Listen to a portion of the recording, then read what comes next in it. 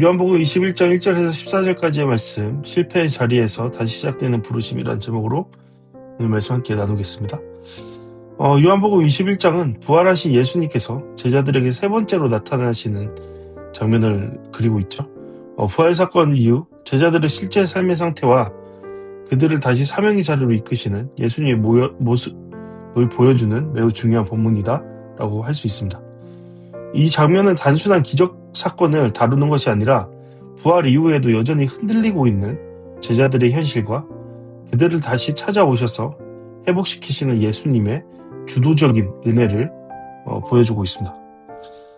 특히 이 본문은 실패 이후에도 끝나지 않는 하나님의 일하심, 그리고 인간의 무력함과 하나님의 공급, 그리고 다시 시작되는 부르심이라는 핵심 주제를 담고 있습니다. 네, 이러한 내용 함께 살펴보시겠습니다. 말씀은 그 후에라는 표현으로 시작됩니다. 부활사건 이후의 흐름이 계속적으로 이어지고 있음을 보여주는 것이죠. 제자들은 갈릴리로 돌아와 함께 모여있지만 아직 분명한 사명과 방향 속에서 움직이는 상태는 아니죠.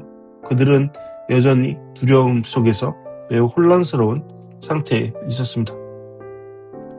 이때 베드로가 나는 물고기를 잡으러 가노라 라고 말합니다. 이 말은 단순히 생계활동이 아니라 다시 이전의 삶으로 돌아가려는 모습으로 이해할 수 있습니다.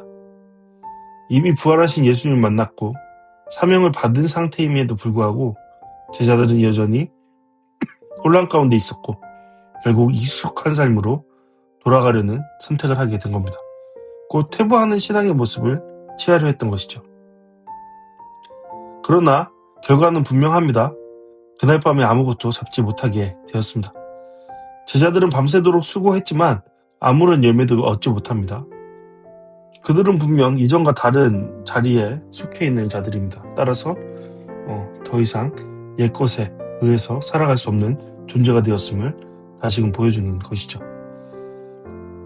날이 밝아올 때 예수님께서 해변에 서 계시지만 제자들은 예수님이 그분이신 줄 알지 못합니다. 이것은 단순히 눈으로 보는 문제라기보다는 부활하신 주님을 인식하는 것이 인간의 능력으로 되는 것이 아니라 주님의 계시와 깨달음을 통해 이루어진다는 것을 보여주는 것이죠. 제자들에게 찾아오신 예수님께서는 너희에게 고기가 있느냐라고 물으시죠. 이미 알고 계시지만 질문하시는 것은 그들의 상태를 드러내기 위함입니다. 제자들은 없나이다 라고 대답하면서 자신의 상태, 복잡한 상태, 실패된 상황을 보여주고 있습니다. 그때 예수님은 그물을 배 오른편에 던지라고 말씀하시죠. 제자들은 그 말씀에 순종합니다. 그럴 때 이전과 전혀 다른 결과가 나타나죠. 그물을 들을 수 없을 만큼 많은 물고기를 잡게 됩니다. 이것은 인간의 경험이 아니라 말씀에 대한 순종이 그들의 삶의 결과를 바꾼다라는 사실을 분명하게 보여주는 것이죠. 이때 사랑받는 제자가 먼저 주님이시다라고 고백합니다. 그는 상황 속에서 예수님의 임재를 먼저 깨닫죠. 반면에 베드로는 그 말을 듣자마자 바다에 뛰어듭니다. 그리고 예수님께 나아갑니다. 이 장면은 깨달음과 행동, 즉 믿음의 인식과 순종의 반응이 함께 나타나는 모습을 보여주죠. 제자들이 육지에 올라왔을 때 이미 숯불과 생선과 떡이 준비되어 있다는 것을 보게 됩니다. 이 장면은 매우 중요한 의미를 담고 있죠. 제자들이 아무것도 얻지 못한 상황 속에서도 예수님은 이미 그들에게 필요한 것을 준비하고 계셨습니다. 그리고 예수님은 지금 잡은 것을 가져오라 라고 말씀하십니다. 이것은 하나님이 우리의 수고를 사용하시지만 공급의 근원은 하나님이심을 보여주는 것이죠. 우리의 노력은 참여일 뿐이며 실제로 채우시는 분은 주님이시다라는 겁니다.